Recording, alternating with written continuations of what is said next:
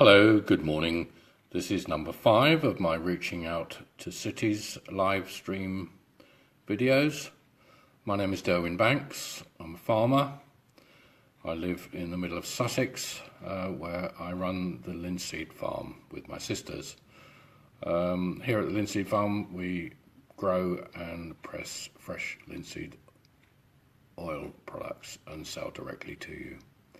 I've been doing this for 17, 18 years, and during this time it has given me lots of insights into oils and fats and the importance of them in our daily lives. However, today I'm talking about the disconnection between country people and agriculture and the cities. There's disconnection between food and farming. It is almost complete.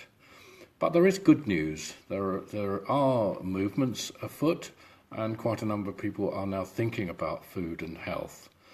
And one group in particular, called the Pasture-Fed Livestock Association, is beginning to realise how important it is to graze your animals correctly. And when they graze correctly on grass, they produce all the good things you need in the body. And what they've been doing in recent years is feeding animals a lot of the byproduct of making oils and fats and soya and cereals and things they're not designed to eat. And as a consequence, they're not so good for you. And in recent days, we've been hearing, for quite a while, we've been hearing really bad things about animals and the environment, that they're not good. They produce a lot of gases, greenhouse gases, and also that beef gives you cancer. And I kind of, as a farmer, I think animals have got to be an integrated part of keeping our countryside alive. It's like a woodland. In a woodland there's all kinds of animals and bugs and plants and everything, and man doesn't have to interfere with it very much, yet they keep alive and well through time. But that's not happening to the land, because we have interfered with it and we're destroying the biome of the soil. And today I'm reaching out to you from the countryside to the people of London to say, look, if you could help to re-engage, that would be good for your health and good for farmers. And we are coming into a changing world. We have maybe an opportunity to change things. And this is going to be a really important broadcast today, because I'm going to set out a few changes that I think are absolutely crucial for us to continue. And there's lots of talk now with this election period coming on about the National Health Service and how much money has to be poured into the National Health Service. And this really makes me think that actually we've got a two-tier National Health Service. Well, maybe not two-tier, but we've got two sides of the National Health Service. We've got the acute side, which is absolutely amazing. If you break a leg or you have some sort of accident, you can go, and in the acute way, you'll be repaired. It's absolutely fantastic. But when it comes to chronic, it's a very different picture.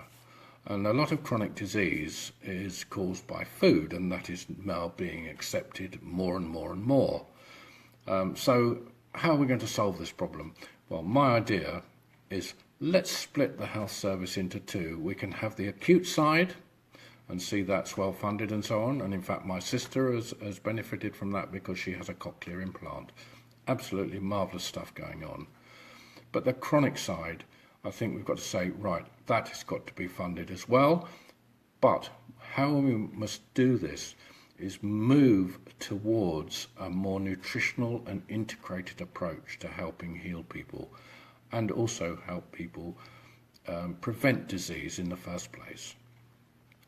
So if we want to do that, obviously there's a number of things that get in the way. Firstly, if you have private health insurance, all of that is dedicated towards the conventional system. I think we must enable private health insurers to give cover for people who want to take a more integrated and nutritional approach. So some of the money will be able to be used for your private health in order to go into a more complementary way. Now that's going to save huge amounts of money in the National Health Service and drugs and so on. So that would be one thing that we need to do. The other thing we need to do actually within the service itself is to start training more people about nutrition, so they're able to give proper and integrated advice for any kind of chronic disease, because it seems to me what's happening in the chronic sector is we're getting more and more people who are not being healed and are living with more and more drugs and so on. And even NICE itself is saying, hang on, how can you be giving, some people might be taking 10 different kind of pills. We don't know what reactions are happening as a result of that or anything else. So it's being accepted by more and more people that something is going wrong, and you as individuals know what's going wrong. You know you're pouring money into a service and it's not giving you the result you want. So my brief to you today, if brief it is, it's really my request to you. You can do something to help start to change these things. First of all, maybe you could talk to, your politicians and so on and say, here's a good idea. We've gone down a wrong road. Let's try something new. This could be used very, very useful. The other thing, which you may not know, is there's a 1939 Cancer Act. And what that says is if you get cancer, the oncologist or your cancer therapist has only got 3 things they can do for you. He can operate on you, give you chemotherapy or radiotherapy. That's all. That's not an integrated approach. I think we need an integrated approach to all kinds of healing. So the Cancer Act is going to have to be repealed and certainly modified to allow a different approach and a more integrated approach towards healing. And that needs doing as a matter of urgency. And you will also have been reading recently about increases in the prices of drugs, chemotherapy drugs. Terrible things have been happening in that industry. They've been increasing the prices by thousands of percent, and that's costing the health service far more money. So it's clear that from the money side alone, it would be much better to have an integrated approach so people could learn and understand how to keep themselves well. I'm not saying don't have chemotherapy. I'm saying that you need to understand a little bit more about what's going on in your body, and try not to think about, if you are in a situation where you're being treated for cancer, try not to think you're fighting cancer, but you're looking towards health. The reason for that is we've all got cancer in our bodies, and our immune system keeps it down all of the time, or the majority of the time. But something happens in your life. You could lose your mother, you could have a car accident, something traumatic happens, your immune system goes down, and you get the cancer, and then you're on the treadmill of how am I going to heal myself? But you need information to do that. So my proposals for changes within the health service is empowering. It's empowering to you, but you also need to do something yourself. See if you can buy, if you buy any meat, see if you can buy it from pasture-fed animals. That would help farmers. So we want to help each other. The interest of farmers and the interest of all of you people living in the city are the same. You want to be well and healthy. In order to do that, you need to have a healthy countryside that you can also enjoy with green fields and all sorts of things going on. So how you eat is part of keeping that alive. And once farming, it seems to me, has actually been turned into an industrial occupation, and it's not producing food to keep you well. So farmers have got to be educated, as well as doctors and people within the health sector. So it's a big issue, but I hope you can see my approach is fairly simple, but it's going to be quite complicated to get it all done, and it will need the power of millions of people to say, We want to have change. We think change is right. It's right to change. We've pursued one regime for a long time. It's not having a good effect for us. Let's secure some change now. So there we are.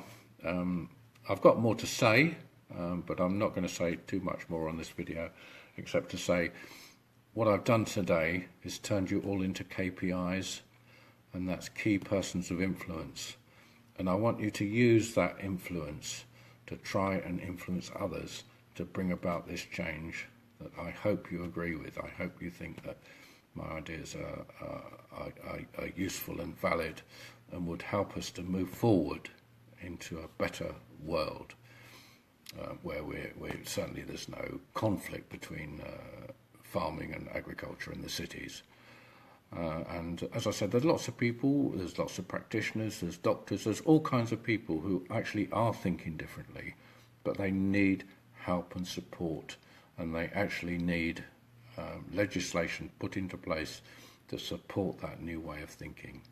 So it's like Hippocrates said, let food be your medicine and medicine be your food. And what we have to do is enable farmers to provide that food, enable doctors who are really teachers to help teach you how to eat it and keep yourself well. Okay, well, that's it for today. Thank you, Paul and Bruce, for watching. And I hope if you agree with any of this, you can post it onwards and maybe spread the word a little bit more. Anyway, this is Derwin Banks. I'm a heart-centered farmer reaching out to you in the cities from the countryside to say, let's go forward and produce food and teach you all about how to eat it to keep you well. Thank you very much. Bye-bye.